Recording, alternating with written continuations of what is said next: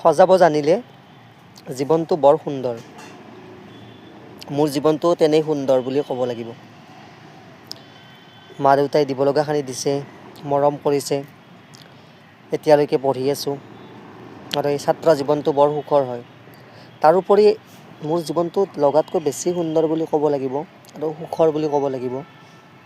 যদিও টকা পইচা সিমান নাই, সিমান এনজয় কৰিবৰ কাৰণেও যিখিনি প্ৰয়োজন সেইখিনি নাই যদিও যিখিনি পৰ্যাপ্ত পৰিমাণে লাগে সেইখিনি আছে। কাৰণ মোৰ মা দেউতা দুগৰাকী, মানে চাৰিগৰাকী বুলি ক'ব লাগিব। মা দেউতা গাঁৱত থাকে, গুৱাহাটীত থাকে মামা মামী। তেওঁলোকো মোৰ মা দেউতা সদৃশ, মানে মা দেউতা বুলিয়ে কৈছোঁ।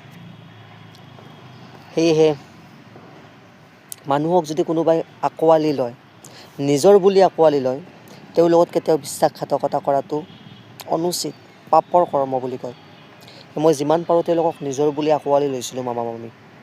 তেওঁলোকে মোক মা দেউতাৰ মৰ্যাদা দিছে, মোক পুত্ৰৰ মৰ্যাদা দিছে, মই তেওঁলোকক মা দেউতাৰ মৰ্যাদা দিছোঁ। সেয়েহে মই হাঁহি ফূৰ্তি কৰি থাকোঁ। কিমান দিন থাকিম বা কিমান দিন থাকিব তেওঁলোক সেইটো নাজানো, কিন্তু মই যেতিয়ালৈকে থাকোঁ তেওঁলোকো মোৰ লগত থাকক, মই তাৰে কামনা কৰিছোঁ। ভাত পানী খাই উঠি ৰ'দত বহিছোঁ, ৰ'দ পোৱাইছোঁ, ধুনীয়াকৈ ৰ'দ পৰি আছে। এতিয়া ঘৰৰ ওপৰত বহুত ডাঙৰ গছ এডাল আছে আমাৰ গুৱাহাটীৰ, ভাল লাগে এইখিনি পৰিৱেশত। ইয়াৰ পৰা তলত মানে হাইৱেৰ পৰা 1 কিলোমিটাৰ ওপৰত হ'ব আমাৰ ঘৰ। পূৰা বহি চাই আছোঁ, এনেকৈ এনজয় কৰোঁ আৰু ভাত পানী খাই উঠি পেলাই ইয়াতে বহি অকলে আৰু অকলশৰীয়া জীৱন ভাল আৰু এনজয় কৰাৰ কাৰণে ভাল, আৰু প্ৰত্যেকটো মুহূৰ্ত সৰু সৰু মুহূৰ্তবিলাক উপলব্ধি কৰাৰ কাৰণে ভাল তাৰমানে। আৰু মামী মামাৰ লগত বা মা দেউতাৰ লগত মই সকলো কথা শ্বেয়াৰ কৰোঁ। মানে এনেকুৱা বন্ধু নালাগে বা এনেকুৱা ভালপোৱা নালাগে যি শেষত তাৰমানে শত্ৰুৰ ৰূপ লয়।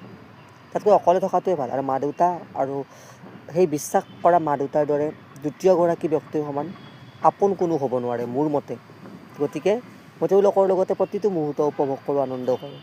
ঠাণ্ডা লাগিছে কাৰণে এইখন মাৰি লৈছোঁ, চুৱেটাৰ পিন্ধিম লাহে ধীৰে আৰু পঢ়াৰ সময়ত, তেতিয়া লাহেকৈ ৰেষ্ট কৰিম কিছু সময়। ৰাতিপুৱা উঠিছোঁ, পঢ়া শুনা কৰিলোঁ, গা পা ধুলোঁ, প্ৰাৰ্থনা কৰিলোঁ, দৈনন্দিন কৰ্মবিলাক কৰি গ'লোঁ।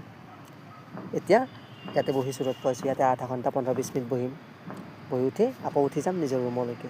তেতিয়াহ'লে বাই বাই, আপোনালোকে ভালে থাকক আৰু নিজৰ মাজতে আবদ্ধ নাথাকিব। আপোনালোকক কৈছোঁ মোৰ কথাটো বেলেগ আৰু আপোনালোকে এনজয় কৰক, প্ৰতিটো মুহূৰ্ত এনজয় কৰক, তাৰে কামনা।